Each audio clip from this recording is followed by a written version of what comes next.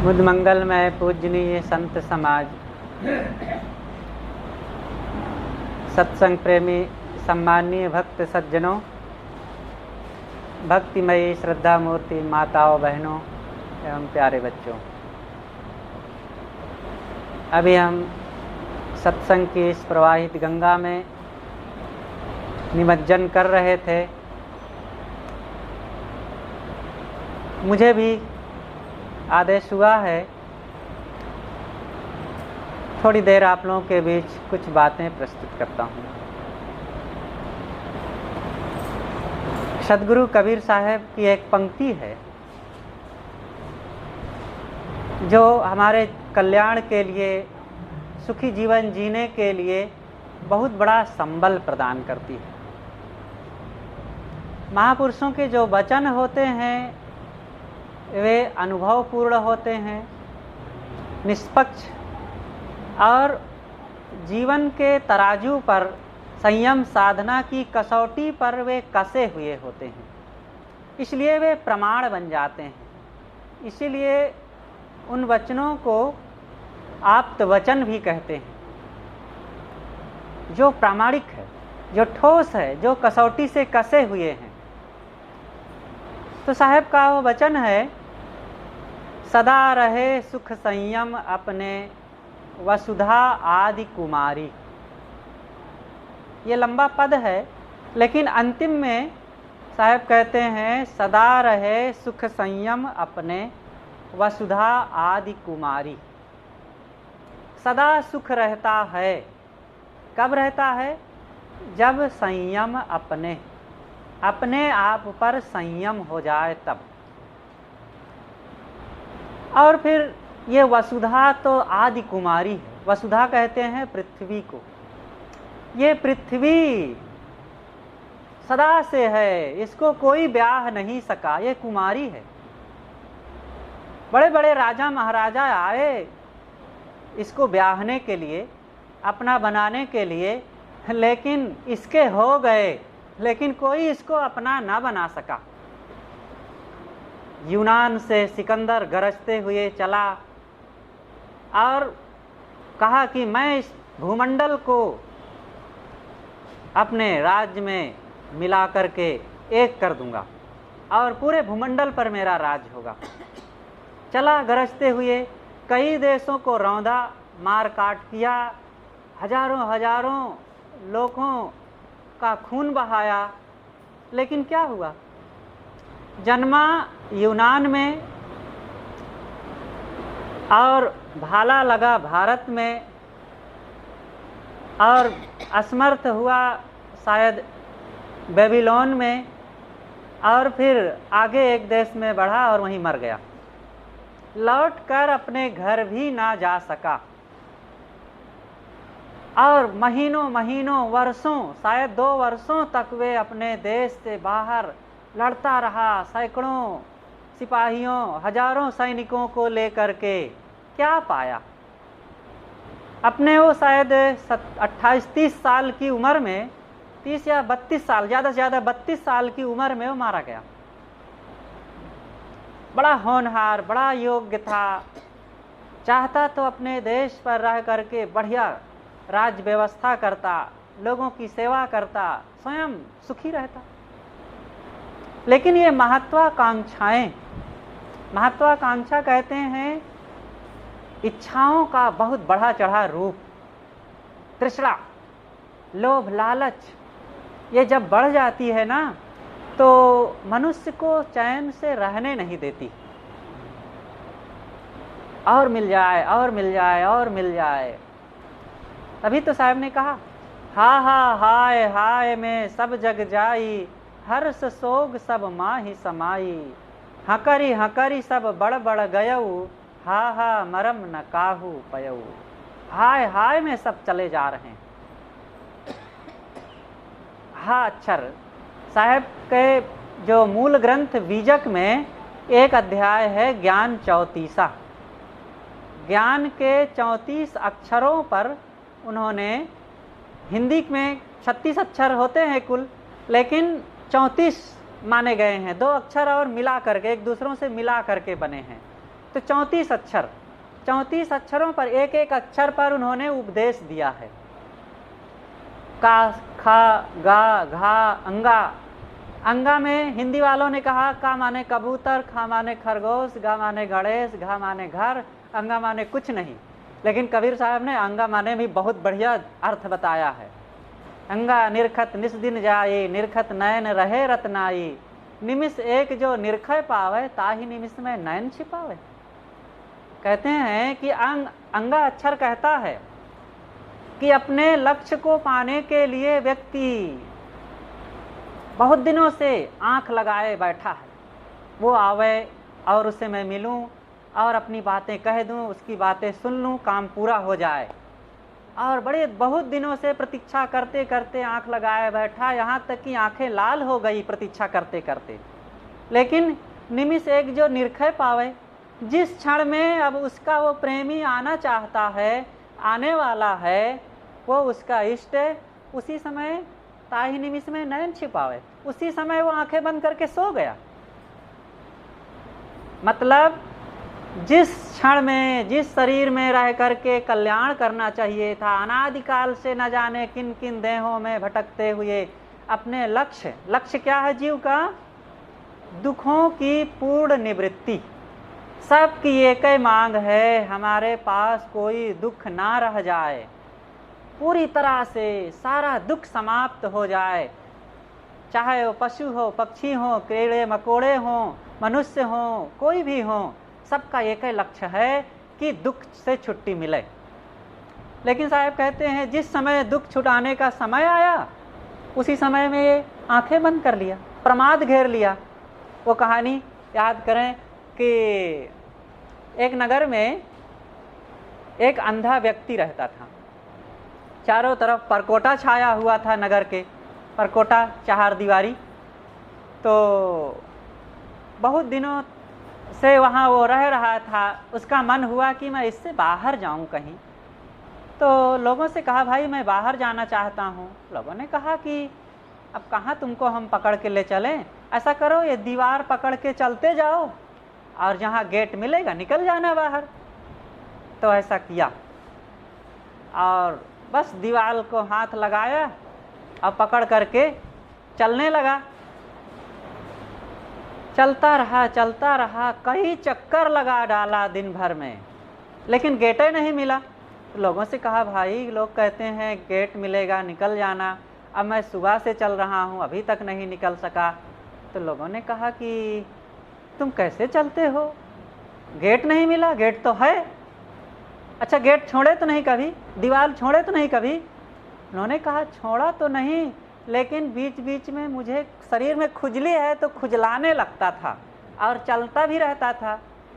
बस यही होता था, वो चलता भी रहे और सोचा कि अभी थोड़े गेट आ जाएगा और खुजलाने लग जाए बीच में, उसी समय गेट से वो पार हो जाए।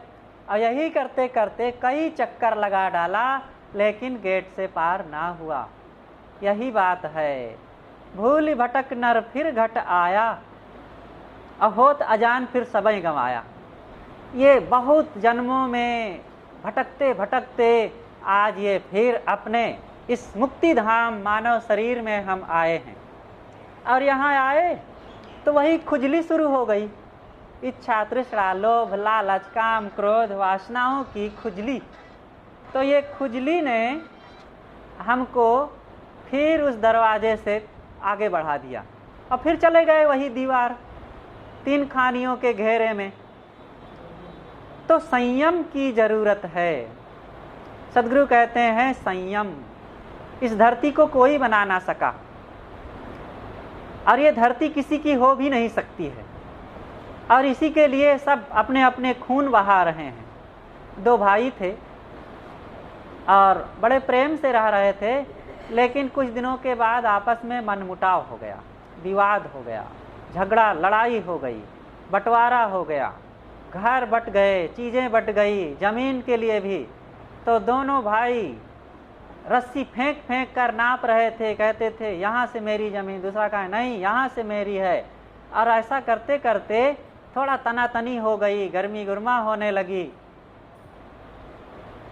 तब कहा जाता है कि धरती हंसी, दोनों कहते हैं यहाँ से मेरी ज़मीन, वो कहता है यहाँ से मेरी ज़मीन, तो ज़मीन हंस पड़ी, कहती अरे मूर्खों, तुम मुझे अपना बनाने का दावा करते हो, मैं तुम्हारी नहीं, तुम दोनों मेरे हो। यही होता है कि नहीं? घर तो 3.5 हाथ, घना तो 4.25, कितना मिलेगा? कितनी हमारी धरती होगी? बस 3.5 हाथ की जगह मिलेगी, और बहुत हुआ तो 4.25, और वो भी कुछ दिनों में। ऊपर ऊपर हर चलें, ढोर चरेंगे घास। तो यहाँ जिनके महलों में हजारों रंग के फानूस थे, झाड़ उनकी कब्र पर और निशा कुछ भी नहीं। आज उनकी कब्रों पर झाड़ है, पेड़ पौधे उगे हुए हैं, कोई निशान नहीं रह गया है। एक पंडित जी थे, बहुत प्रतिष्ठित, अपने क्षेत्र के बड़े धाकदार व्यक्ति थे। वो बीमार हुए, और वो लोभी मोही थे, लेकिन संतों के प्रेमी भी थे, सेवा भी करते थे, गुरुदेव जी के प्रेमी थे। तो बीमार हुए, गुरुदेव जी को पता चला, तो गुरुदेव जी गए उनसे मिलने, दूर चल करके, और गए तो लकवा उनको लग गया था, तो रोने लगे। उन्होंने पूछा गुरु जी से अपने लड़खड़ाती भाषा में कि मैं फिर से ठीक हो जाऊंगा? तो गुरु जी तो देखे कि ठीक होने की संभावना नहीं है। गुरु जी ने कहा ठीक होने की चिंता मत करो, अपने मन को शांत रखो, प्रसन्न रहो बस। तो जैसे इतना सुने कि अरे गुरु जी तो नहीं कह रहे हैं कि ठीक हो जाऊंगा, प्रसन्न होने के लिए, शांत रहने के लिए कह रहे हैं, तो बुल बुल रोने लग गए। मन होता है कि सदैव हम ये आँखों से देखते रहें, और लोगों को, बहू बेटे, घर परिवार, धन दौलत, घर दुकान मकान, ये सब देखते रहें। कितना देखेंगे? अभी तक पेट नहीं भरा देखते देखते। लंबा जीवन का समय बीत गया, और अभी तक थके नहीं, अभी तक पाए नहीं। इसलिए ये चीज़ों को पा पा करके, देख देख करके, रीझ रीझ करके कहाँ तक क्या मिलेगा? इसलिए ये चीज़ों की लोभ और तृष्णा, ये कहाँ तक इनको पा पा करके हम सुखी हो पाएंगे? इसलिए ज़रूरत है कि इन चीज़ों को, लोगों को, भोगों को जितना हमारा मन चाहता है, क्या वो सब कुछ पूरा हो सकता है? सदा रहे सुख संयम अपने, वसुधा आदि कुमारी। अपने आप पर संयम रखना चाहिए। संयम, संयम ही जीवन है। हर इंसान को संयमी बनना चाहिए। खाने पीने में संयम रखें, क्या खाना चाहिए, कैसे खाना चाहिए। हर बात पर देखा जाता है कि लोगों के मन में संयम नहीं रहता। सावधानी रखें, खाने पीने में सजगता रखें। लोग चीज़ें आती हैं सामने, देखकर ललचाने लगते हैं। अब मन होता है कि ऐसा खा लें, वैसा खा लें, और खाते खाते क्या कभी पेट भरता है? चीज़ें पाते पाते, देखते देखते आंखें थक जाती हैं, कान थक जाते हैं, हाथ थक जाते हैं, लेकिन मन नहीं थकता है। मन को हमें थकाना चाहिए। ऊपर उजर कहा भव बौरे, भूज भीतर अजहू कारो हो। तन के वृद्ध भय कहा भव बौरे, मनुआ अजहू बारो हो। ऊपर उजला हो जाने से क्या हो जाएगा? अगर भीतर कालिमा भरी हुई है तो लोग ऊपर ऊपर चमकाते रहते हैं, ऊंचे दुकान, फीके पकवान। अगर बाहर साफ सफा चकाचक दिख रहा है, सुंदर दीवार है, सुंदर पलंग है, सोफा सेट है, ड्राइंग रूम है, और सब कुछ सजा हुआ है, बढ़िया सुंदर सुंदर कपड़े पहने हैं, और अच्छा अच्छा चेहरा सजाए हुए हैं, लेकिन हमारे स्वभाव में, हमारे कर्मों में, हमारे जीने के ढंग में वो निखार नहीं है, वो पवित्रता नहीं है, जीने का सही ढंग नहीं है, तो ये बाहर की चीज़ें, ये ऐश्वर्य, ये खाना पीना और ऐसो आराम, ये कब तक रहेंगी? कब तक ये चीज़ें हमारे साथ बनी रहेंगी? संसार की चीज़ों से अपने मन को ऊपर उठाने की ज़रूरत है।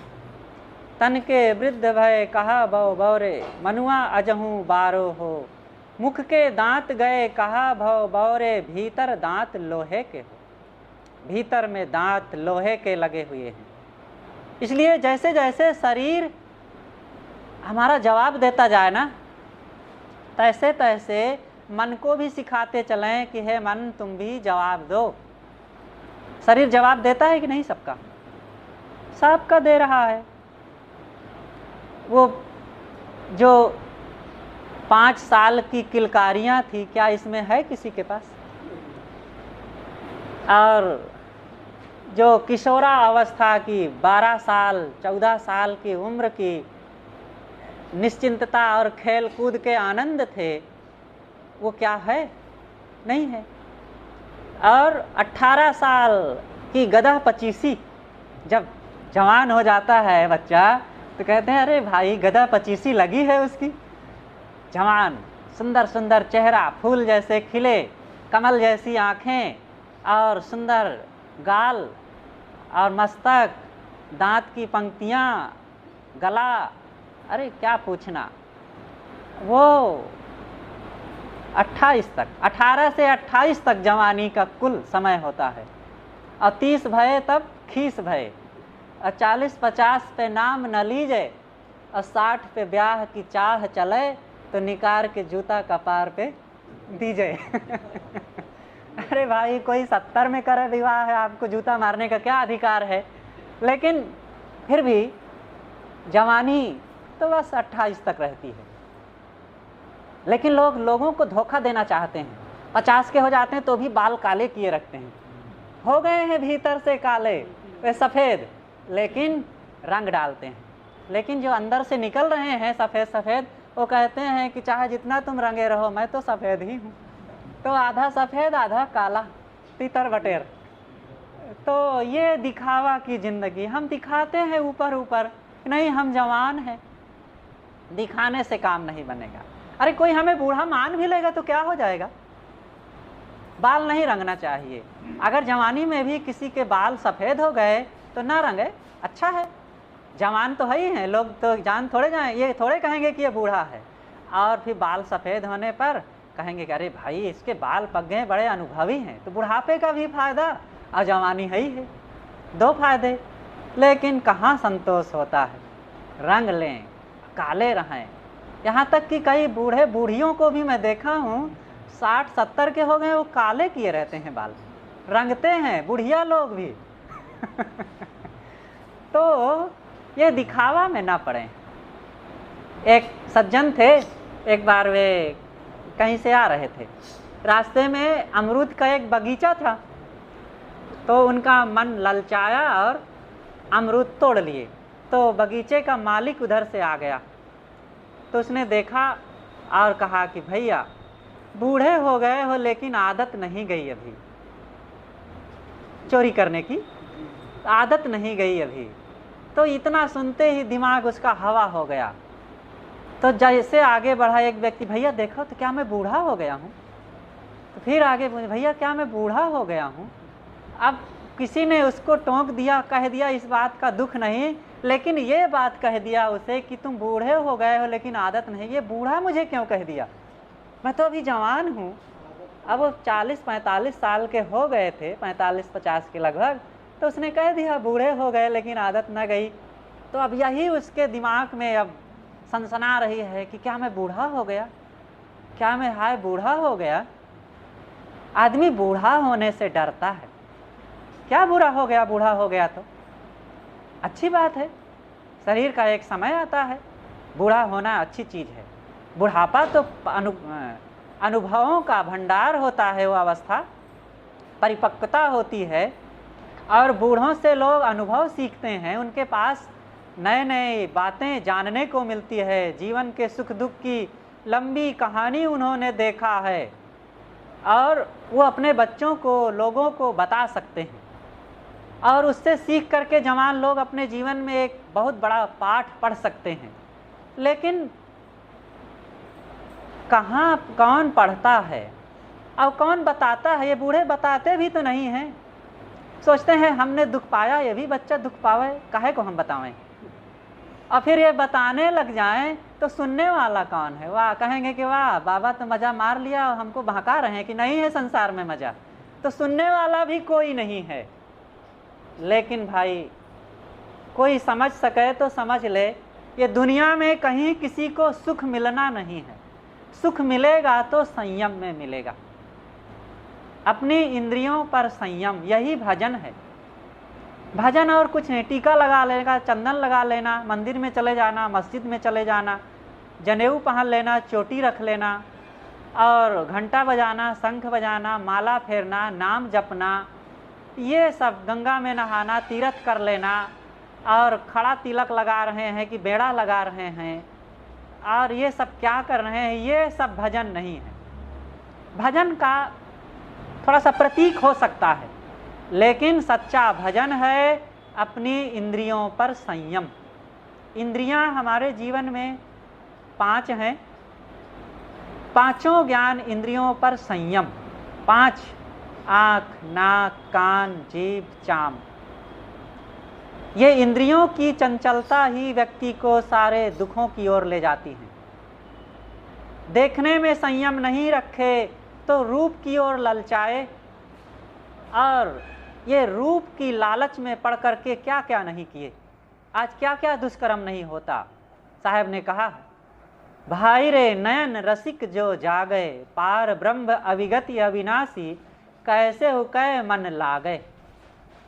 हे भाई, नयन रसिक अगर जग जाए तो फिर जिस किसी प्रकार भी वो अविनाशी के भजन में सफल हो जाएगा। पार ब्रह्म अविगति अविनाशी, कैसे हो कै मन लागे, कैसे भी उसका भी बेड़ा पार हो जाएगा।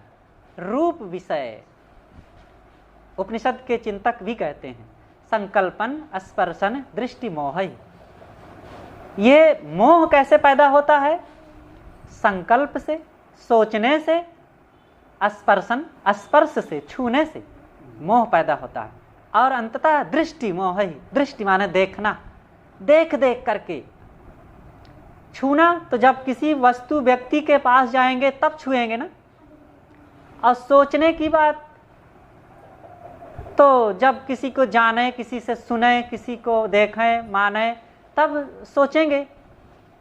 और देखना तो दूर से देख करके, और कभी देखे हैं और आज उस पर मोह पैदा हो जाता है। ये मोह अंदर में, सबके अंदर सांप और बिच्छू से भी ज़्यादा भयंकर हैं, लेकिन कितने प्यारे हैं। इसको छोड़ना नहीं चाहते हैं हम। मोह को छोड़ना चाहिए। मोह में पड़ करके बड़े बड़े युद्ध हुए हैं। संयोगिता के मोह में पड़ करके भारत का पतन हुआ। कौन पड़ा था उनके मोह में? पृथ्वीराज चौहान। इसी तरह पिंगला के मोह में भरथरी जी पड़े और उनकी उज्जैनी नगरी विखंडित हो गई। अपने देव स्वरूप भाई को घर से निकाल दिए। लेकिन जब तक बात साफ हुई तब तक सब कुछ बदल गया था, मामला, समय निकल गया था। लेकिन वह मोह ने फिर उनके जीवन को ही बदल डाला। और एक तेजवान पुरुष थे भरथरी जी महाराज। एक लंबी कहानी है, उनके जीवन की घटना है, वो कहने का अवसर नहीं है यहाँ। लेकिन जब तक पता चला, जब उन्हें पता चला तो फिर राजपाट छोड़ करके वे सन्यासी हो गए। एक महान तपस्वी के रूप में वे हुए फिर, और एक अच्छे साधक। इसी तरह राजा मुंज का मोह। राजा मुंज भोज के चाचा, राजा भोज जो उज्जैनी नगरी के राजा हुए, कभी बड़े प्रतापवान राजा भोज हुए हैं। लेकिन उनके चाचा पहले गद्दी पर थे, उनको कोई बेटा नहीं था और भोज तैयार हो रहा था और बड़ा योग्य, बड़ा होनहार था। लेकिन मुंज ने सोचा कि ये बड़ा होकर मेरी गद्दी छीन लेगा, तो ऐसा करें कि इसको मरवा दिया जाए। तो अपने सिपाहियों से कहा कि इसको ले जाओ जंगल में, इसका सर काट करके मेरे पास लाओ।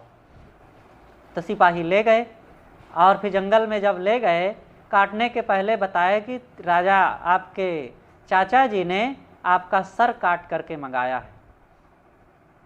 तो राजा वो कुमार भोज ने पूछा क्यों? उन्होंने बताया सिपाहियों ने कि बस कारण यही है कि उन्हें अपनी गद्दी का डर है। तब उन्होंने कहा, भोज ने कहा ठीक है, आप अपना काम पूरा कीजिए, राजा की आज्ञा है, लेकिन 1 मिनट का मुझे अवसर दीजिए। ताड़पत्र में उन्होंने लिखा कि सतयुग में मानधाता और द्वापर में, सतयुग में हरिश्चंद्र और द्वापर में मानधाता और त्रेता में महाराज श्री राम, और इन सब के साथ ये धरती ना गई, लेकिन इस कलयुग में चाचा मुंज के साथ धरती जाए। और इतना लिख करके दे दिया। तो उन सिपाहियों ने कहा कि भाई बहुत महत्वपूर्ण वचन और इतना अनुभवपूर्ण और इतना ज्ञान से भरा हुआ, किसके साथ धरती गई है? उन सब प्रतापवानों के साथ धरती तो नहीं गई, क्या ये राजा मुंज ले जाएगा? और इस प्रकार से ऐसे योग्य बच्चे को मरवा रहा है। तो उन्होंने कहा कि ठीक है, हम तुम्हें मारेंगे नहीं। एक नकली सिर ले जा करके मुंज को दिखा दिया और वो पत्र दिखाया। जब पत्र पढ़ा मुंज, तो पढ़ करके वो चक्कर आ गया और लड़खड़ा के गिर गया, बेहोश हुआ। और जब उसे संभाला गया, होश में आया, तो कहा कि मैं बहुत बड़ा अपराध कर डाला और ऐसे योग्य भतीजे को, जो वही गद्दी का सही मालिक होने योग्य है, उसको मैंने मरवा डाला। मैं कहाँ से अपराध कर डाला? सिपाहियों ने सच्चाई बताया और कहा कि हमने मारा नहीं है, उसकी बुद्धिमत्ता पर हमने उसे बचा लिया, ये नकली सिर है। और फिर ऐसा जब सुना तो तुरंत गद्दी राजा वो कुमार भोज को दे दिया और स्वयं साइड हो गया, बगल हो, वहाँ से हट गया। तो जिसके जीवन में ऐसी घटना घटती है, समझ में आया, संयम आया, तो उसका जीवन बदल जाता है। हम लोग भी संयम करें, जहाँ रहें बोलने में संयम, जहाँ अपने घर परिवार भाई बहनों में, माता पिता में, पति पत्नी में, सास बहू देवरान जेठान में वाणी का संयम करते रहें। ये संयम के अभाव में बहुत कलह होता है, बहुत दुख हो जाता है। बोलने का सही तरीका होना चाहिए, भावनाओं को भी शुद्ध रखना चाहिए। हंसी मजाक में भी ऐसे शब्दों का प्रयोग ना करें कि किसी को ठेस लग जाए। आप किस भाव में कह रहे हैं और ऐसे शब्दों का प्रयोग कर दिए और उसका दूसरा अर्थ लगा करके कितना दुखी हो सकता है, आपका विरोधी हो सकता है। इसलिए भावनात्मक रूप में बिगड़े हुए शब्दों का प्रयोग ना करें।